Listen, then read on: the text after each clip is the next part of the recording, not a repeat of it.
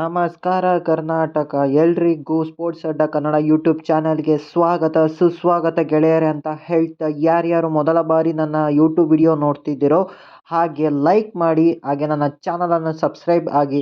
ಆಗ ನಾನು ಹಾಕೋ ಎಲ್ಲ ವಿಡಿಯೋಗಳು ನಿಮಗೆ ಪಟ್ ಅಂತ ನೋಟಿಫಿಕೇಶನ್ ಬರ್ತಾ ಹೋಗುತ್ತೆ.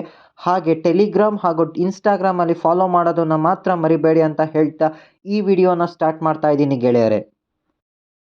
ಇವತ್ತಿನ ನನ್ನ ನ್ಯೂಸ್ ಬಂದು, ಈಗ ತಾನೇ BCCI ಅವರು ಅಫಿಷಿಯಲ್ ಆಗಿ ಒಂದು ಸ್ಟೇಟ್ಮೆಂಟ್ ಕೊಟ್ಟಿದ್ದಾರೆ ಗೆಳೆಯರೆ. ಅದು ಏನಪ್ಪ ಅಂತ ಅಂದರೆ, ಆಫ್ಟರ್ ದಿ ವರ್ಲ್ಡ್ ಕಪ್ ನಮ್ಮ ಇಂಡಿಯಾದವರು ಜಿಂಬಾಬ್ವೆ ಟೂರ್ನ ಪ್ರವಾಸ ಕೈಗೊಳ್ತಿದ್ದಾರೆ ಗೆಳೆಯರೆ. ಅದು ಯಾವುದಕ್ಕಪ್ಪ ಅಂತಂದರೆ, 5 T20 ಸೀರೀಸ್ಗಳನ್ನು ಜಿಂಬಾಬ್ವೆಯಲ್ಲಿ ಹೋಸ್ಟ್ ಮಾಡ್ತಿದ್ದಾರೆ. ಅದು ಯಾವಾಗಪ್ಪ ಅಂತಂದರೆ, ಆಫ್ಟರ್ ದಿ ವರ್ಲ್ಡ್ ಕಪ್ ಅಂದರೆ ಜುಲೈ ಈ ಸೀರೀಸ್ ಕಂಡಕ್ಟ್ ಆಗ್ತಿದೆ ಗೆಳೆಯರೆ. ಜುಲೈನ ಮೊದಲ ವಾರದಲ್ಲಿ ಅಂದರೆ 6ನೇ ತಾರೀಕು ಮೊದಲ T20 ಆಡ್ತಾರೆ.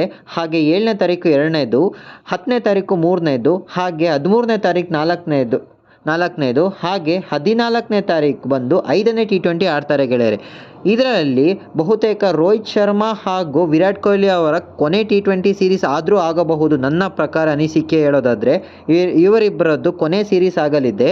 ಹಾಗೆ ಇದಾದ ನಂತರ ಇವರಿಬ್ಬರನ್ನು ಟೆಸ್ಟ್ ಹಾಗೂ ಒನ್ ಡೇಗೆ ಮಾತ್ರ ಸೀಮಿತವಾಗಿ ಆಡಲೆಂದು ಪರಿಗಣಿಸಬಹುದು ಅಂತ ನನ್ನ ಅನಿಸಿಕೆ ಗೆಳೆಯರೆ. ನಿಮ್ಮ ಅನಿಸಿಕೆ ಏನು ಎಂಬುದನ್ನು ಕಮೆಂಟ್ ಮಾಡಿ ತಿಳಿಸಿ ಗೆಳೆಯರೆ.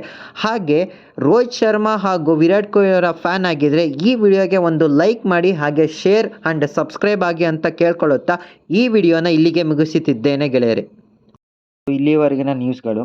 ಮುಂಬರುವ ಎಲ್ಲ ನ್ಯೂಸ್ಗಳ ಅಪ್ಡೇಟ್ಗಳನ್ನು ತರುವವರೆಗೂ ನಮ್ಮ ಚಾನಲನ್ನು ಸಬ್ಸ್ಕ್ರೈಬ್ ಆಗಿ ಹಾಗೂ ಇನ್ಸ್ಟಾಗ್ರಾಮ್ ಆ್ಯಂಡ್ ಟೆಲಿಗ್ರಾಮಲ್ಲಿ ಫಾಲೋ ಮಾಡಿ ಅಂತ ಕೇಳಿಕೊಳ್ಳುತ್ತಾ ಈ ವಿಡಿಯೋವನ್ನು ಇಲ್ಲಿಗೆ ಮುಗಿಸುತ್ತಿದ್ದೇನೆ.